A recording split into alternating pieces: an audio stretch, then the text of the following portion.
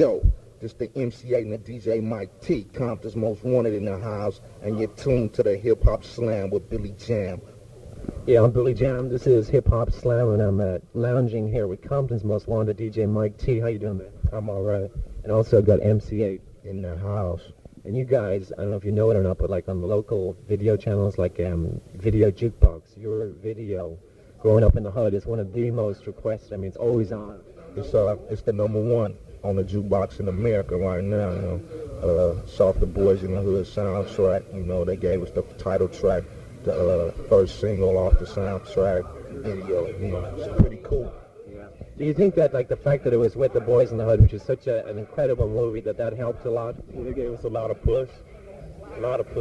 Because when you check out the video, it's almost like it's a condensed version of the movie, isn't it?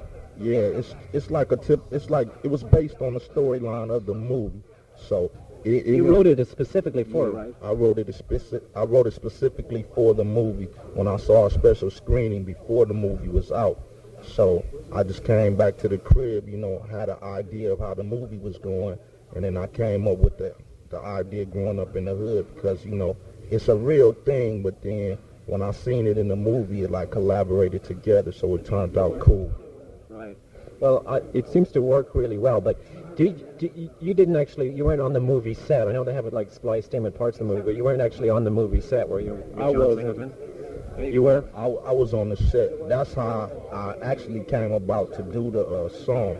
I was on the set as a guest of Ice Cube and Jinx of the Lynch Mob.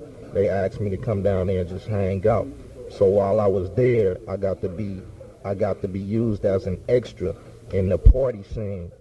But there, John Singleton recognized me as being from Compton's Most Wanted. And from there, you know, the rest is history. He said he was going to contact my record company to see what was up on being on the soundtrack. Then like a month later, it was on. Yeah.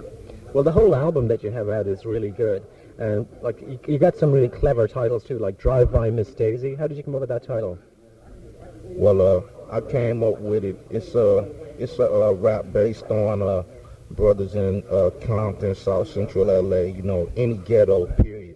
When they lose a life, you know, they lose a homeboy to the gang, and then, you know, they get on this revenge kick where, you know, they're like, they got to get out there and find the person who killed their homeboy. So it's all about a brother going out who ain't thinking, who's like, just his mind is gone, is just straight up on the person that killed his homeboy. So he goes out and just killing up everybody, and in the process, he kills innocent people. So that's how I came up with Drive By Miss Daisy, because it's a drive-by, and I'm using Miss Daisy. It's just a word to, you know, express an innocent bystander. Well, speaking of violence in L.A., another thing I noticed that you got in the liner notes of the album is LAPD must pay. So what's that relating to, Rodney King? I guess that was who picked that out? That was put on there by our production team, Unknown and DJ Slip, and they came up with it, I guess, for the Rodney King situation, because they know how it is with one-timers beating up on black brothers in L.A. and stuff like that. So LAPD must pay. Well, it's got like the pure Compton sound. I mean, you sample NWA. Was that like deliberate? I mean, do your samples, I mean, where do you get the ideas for those? They just come together relatively. You know, they listen to the record to see which ones sound good, and they just piece it all up. Everybody just put in their little 2 cents to piece it up together. Yeah. Come out with a raw sound to it. Well, Growing Up in the Hood is great, but the thing is now people have heard it so many times, it's time for the next single. What is that going to be, do you know? Straight Checkin'. Oh, it is? Yeah. Actually, that's my second favorite one of there.